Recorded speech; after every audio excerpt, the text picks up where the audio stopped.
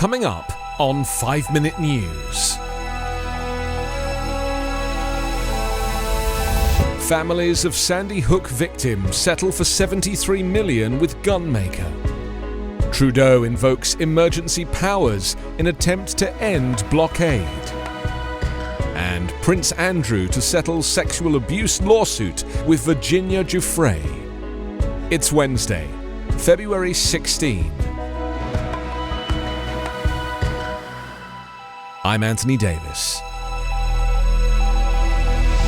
The families of 9 victims of the Sandy Hook Elementary School shooting announced on Tuesday they have agreed to a $73 million settlement of a lawsuit against the maker of the rifle used to kill 20 first graders and 6 educators in 2012. The case was watched closely by gun control advocates, gun rights supporters, and manufacturers because of its potential to provide a roadmap for victims of other shootings to sue firearm makers. The families and a survivor of the shooting sued Remington in 2015, saying the company should never have sold such a dangerous weapon to the public. They said their focus was on preventing future mass shootings by forcing gun companies to be more responsible with their products and how they market them. At a news conference, some of the parents behind the lawsuit described a bittersweet victory. Gun rights groups said the settlement will have little effect on rifle sales and gun makers, who continue to be shielded from liability in most cases under federal law. But some experts said it may prompt insurers to pressure gun makers into making some changes. Since Joe Biden's inauguration in January 2021, there have been 47,734 gun deaths and 718 mass shootings. Canadian Prime Minister Justin Trudeau on Monday activated rarely used emergency powers in an effort to end protests that have shut some US border crossings and paralysed parts of the capital. Under the Emergencies Act, the government introduced measures intended to cut off protesters' funding and took steps to reinforce provincial and local law enforcement with federal police. The blockades are harming our economy and endangering public safety, Trudeau told a news conference.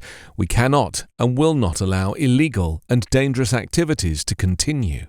But the Canadian Civil Liberties Association said the government had not met the standard for invoking the Emergencies Act, which is intended to deal with threats to sovereignty, security, and territorial integrity, the group said.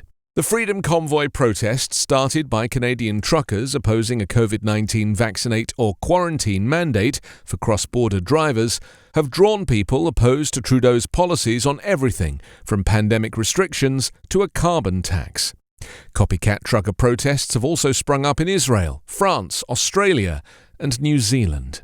The financial measures bring crowdfunding platforms under Terra Finance oversight, authorise Canadian banks to freeze accounts suspected of funding the blockades, and suspend insurance on vehicles in the protest, Finance Minister Chrystia Freeland said.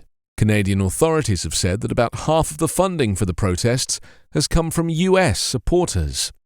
Toronto Dominion Bank last week froze 2 personal bank accounts that received $1.1 million for the protests.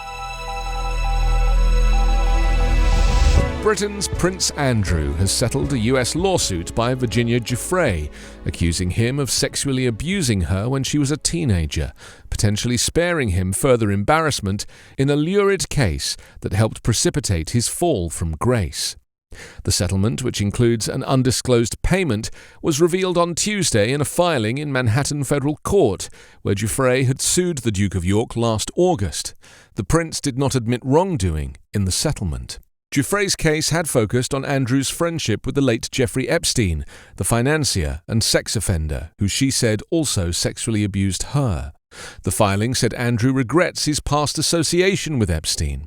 In the joint filing, lawyers for 38-year-old Giuffre and 61-year-old Andrew said their settlement in principle calls for the prince to make a substantial donation to Giuffre's charity in support of victims' rights.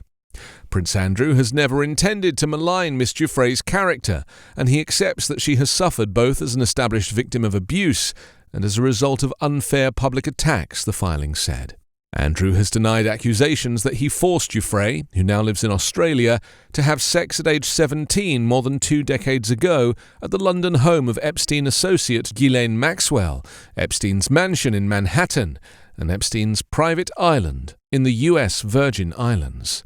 A trial in the case had been expected to begin late this year. Andrew would have to have given testimony under oath. The royal family in January removed Andrew's military titles and royal patronages and said he will no longer be known as His Royal Highness.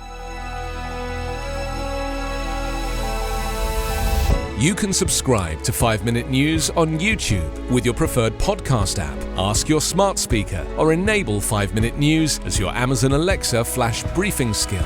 Subscribe, rate and review online at 5minute.news. 5 Minute News is an Evergreen podcast covering politics, inequality, health and climate, delivering independent, unbiased and essential world news daily.